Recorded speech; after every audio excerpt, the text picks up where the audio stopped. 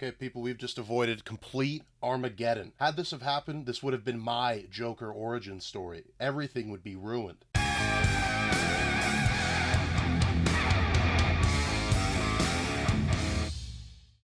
What's up, guys? This is Scoopman5000 back for another action figure review. Back on YouTube. It's been about a year and a half. I don't really know how that happened, but we're back. We're bigger than ever. And I wanted to come back with something special. So we got the McFarlane DC Multiverse Dark Knight Trilogy. And this is a big deal. And honestly, it's hitting me even more as we're looking at the boxes here. Of course, the Build-A-Figure is Bane, and the back of the boxes will let you know that. It's all the same for everybody. We're going to go ahead. We're going to take them out of these boxes.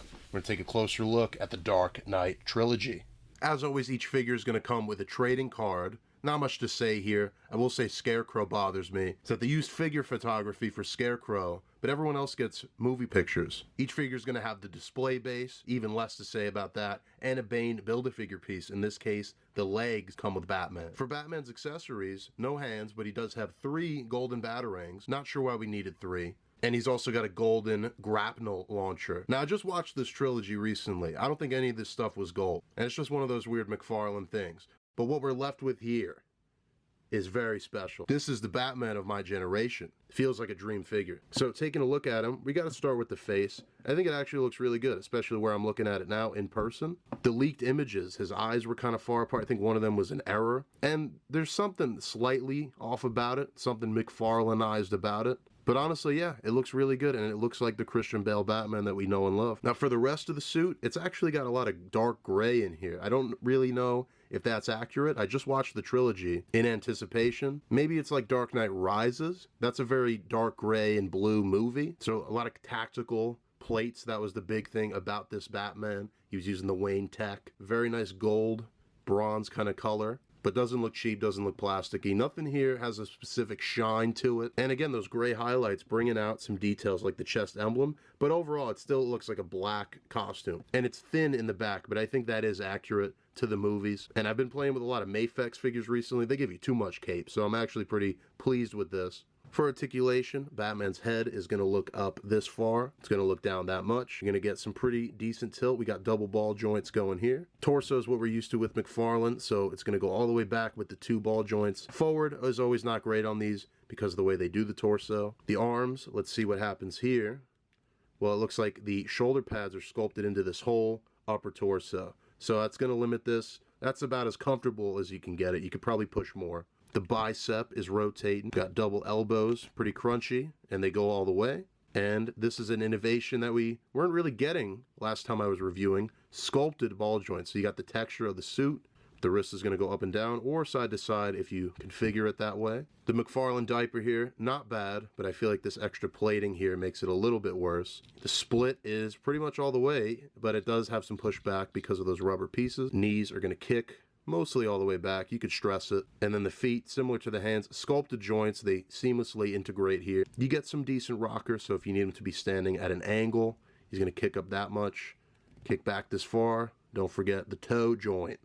And that's incredible. We got the 3 modern Batmans. We got Pattinson, Affleck, and Bale now. The GOATs. We got to throw Keaton in here, but we're going to get him for the Flash movie. But for right now, this is the holy trinity of the live-action crew. The heights here, I don't know about. McFarlane's never good with scale. I think Ben Affleck should be the biggest out of any of these. And honestly, I couldn't tell you who's taller, Pattinson or Bale. But even still, this, even if you just got these figures as a display, that's what I'm here for. And up next, we're going to look at Two-Face. For accessories, it's easy. He has none. Got the Bane torso. That's about it. But what we do have here is my favorite Batman villain, Two-Face. Ever since when I was a kid, the animated series episodes, and also Lego Two-Face, and The Dark Knight. We always talk about Heath Ledger Joker. I think Aaron Eckhart was a great Two-Face. Now, this figure is interesting. We got to start at the head sculpt, and that's not really Aaron Eckhart right there. That's just comic book guy face. It's basically if you took the Dark Knight Two-Face and Jim Lee drew him, or any comic artist drew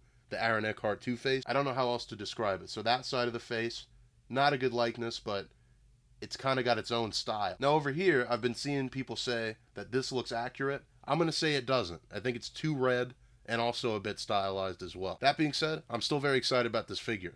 And the rest of them, he's a guy in a suit. I think it actually hurt the next figure that Harvey is in this way. But I'm so glad we got him. But as a figure, unfortunately, not as much to say. Down here you'll see the one hand has the coin sculpted in. That's permanently in there, and there's no other hands. You can use the Scarecrow hands, but honestly, I'm good with the coin there.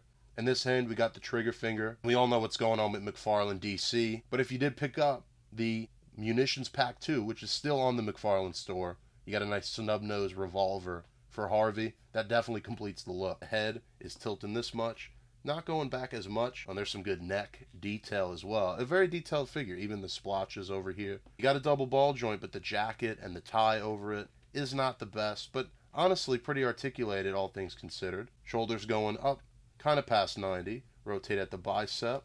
Double elbow, a little bit ugly, but functional. Got the splits, and again, that's probably better than Batman, actually.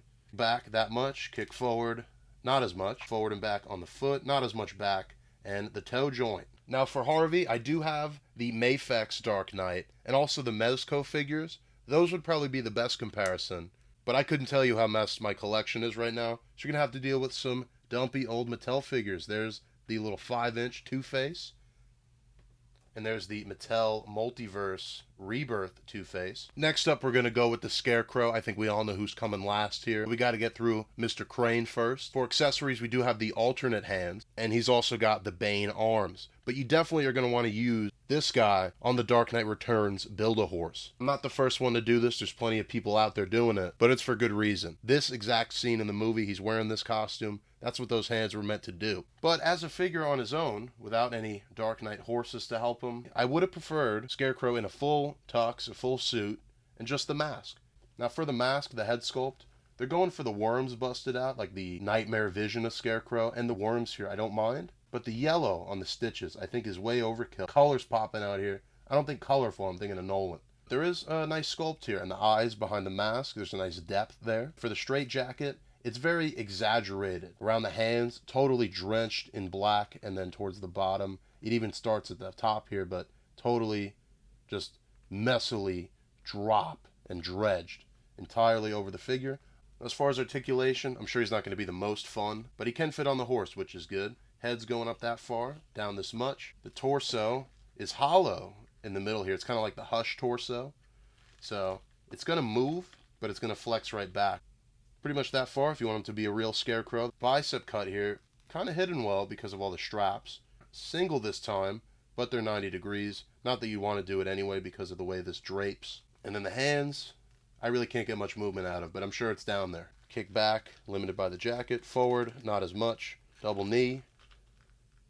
Then the foot, forward and back, a little bit limited, and the toe joint. And let's cap it off here with the main event, the icon himself, Heath Ledger's Joker. Now for accessories, we really got nothing.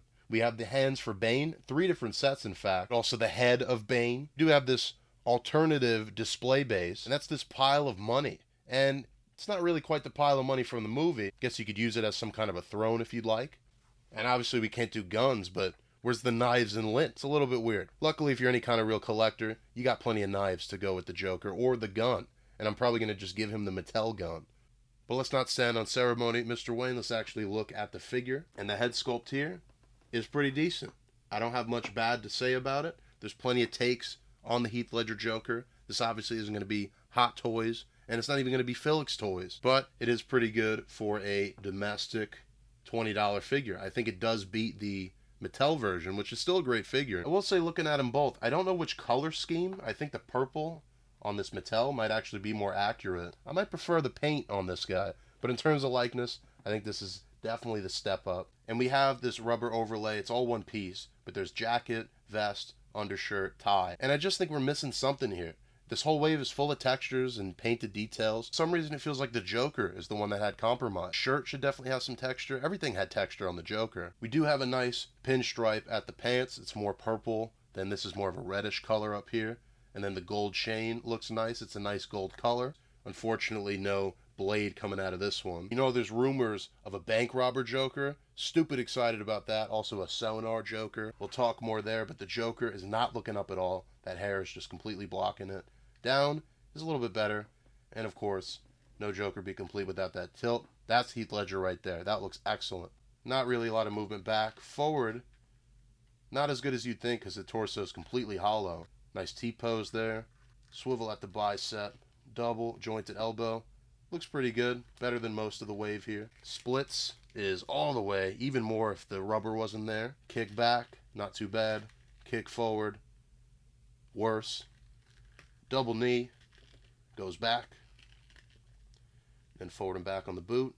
And the toe joint. And really the only comparison I can give you, I kind of already showed, is the Mattel Joker from Multiverse. This is Deathbed Mattel, but it's one of the best Mattel figures. And you can see I have him with this flaming money here from Daddy Destro.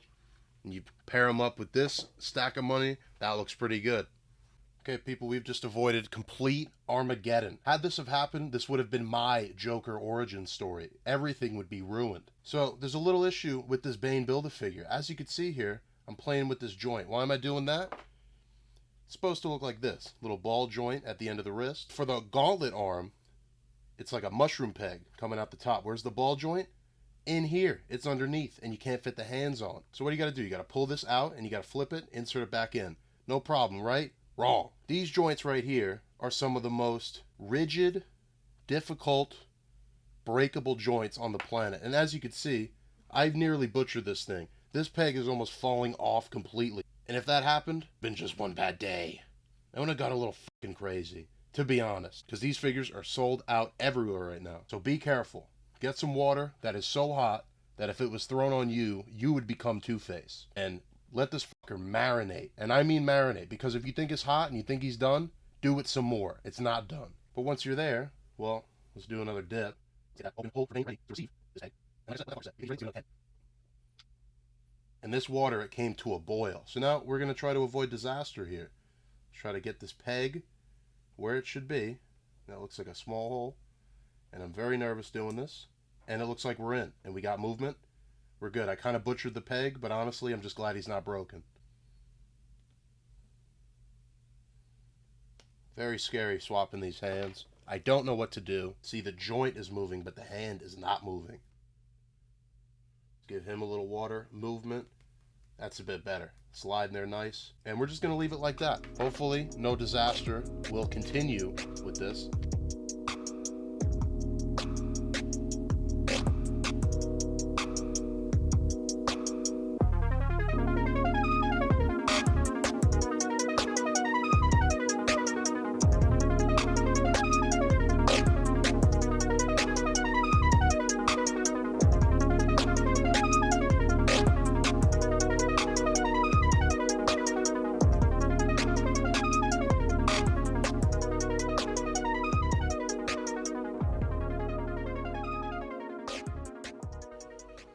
Alright, well, after much stress, here is Bane, the Build-A-Figure. I'm honestly at a loss for words right now. I'm not a patient guy. I would have hated waiting for pre-orders just to get the figure I almost had. And here he is. Is he worth it? Did he win? Will he make it? Did he survive? Let's find out. Start at the head sculpt, as we've been doing with all these figures. And, I don't know. Maybe there's some likeness in there. It looks good at the profile, but the front is weirding me out. Something ain't right here. He's gigantic. Because Tom Hardy is not very tall. He might be a little bit shorter or the same height as Christian Bale. And it even looked like that in the movie sometimes. But also sometimes he was towering over dudes. It's a movie. It's movie magic. So how tall is Bane maybe is more important than how tall is Tom Hardy. The vest over here, you got kind of a dark color. It almost looks like it's washed in, but it is a painted front pocket portion. Even some paint in the back. But we're definitely missing some detail work.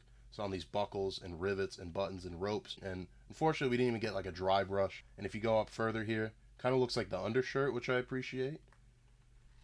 But still, seems a little bit too tall here. But that's not exclusive to Bane. That's plenty of McFarlane figures. Kickback is almost non-existent because that dump is in the way. And he's going to kick forward. Also not impressive. I don't know why I'm doing articulation already, so let's just keep rolling. And there goes his leg. See, I'm telling you, this really fucking derailed me. This joint over here. Here's Bane. This is him. Articulation, up, down, forward and back, swivel, swivel over here, arms up, bicep curl, double elbow, pretty ugly. Hands, I don't even want to talk about. Toe joint. And here's all the figures lined up with our Build-A-Figure Bane in the middle.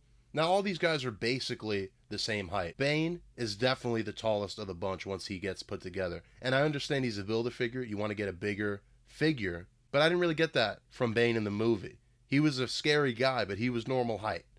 or maybe slightly taller. So maybe this works, maybe it doesn't, but something's weird here about the scale. But honestly, I don't want to be negative, because for like 90% of this review, I was having a great time. Bane scared me a bit, but I do like him a lot. And now seeing this crew over here, this is excellent. This is everything you would have wanted as a Nolan fan, as a DC fan, action figure collector. Fresh to market, 25 bucks a piece. You get Bane for that price of admission. So 100 bucks and you got an awesome, awesome Nolan Dark Knight trilogy. Now what else do we need? I think we need Catwoman. That's really the next major character to complete this lineup. And with that also, Ra's al Ghul. I think we have a pretty complete lineup here. So overall, I'm looking at it now. I just went through a lot of hardship and a lot of stress, but we went through it together. And this is a great wave of McFarlane DC. Just be very, very careful with your Bane Build-A-Figures. Or if this comes out and it's mass-produced and you can get them at Target, I guess go nuts. But right now, we're in the early release window. I couldn't be more excited. This is a great display. This is a shelf by itself. Get all these together. Pick them up from McFarlane. Except you can't because they're sold out. When they do come out in stores, Entertainment Earth, Big Bad, scoop these motherfuckers up. And with that, that concludes the return of the Scoopman 5000 action figure reviews. Make sure you're hitting subscribe and like. Also, if you're interested in chatting about DC and the world of the superhero genre, I launched a new channel. That's just called Scoopman 5000, and we're going to talk shop over there, so make sure you check that out too. As always, or if you're new here, we're going to leave this video with some figure photography. I'll see you guys in the next review.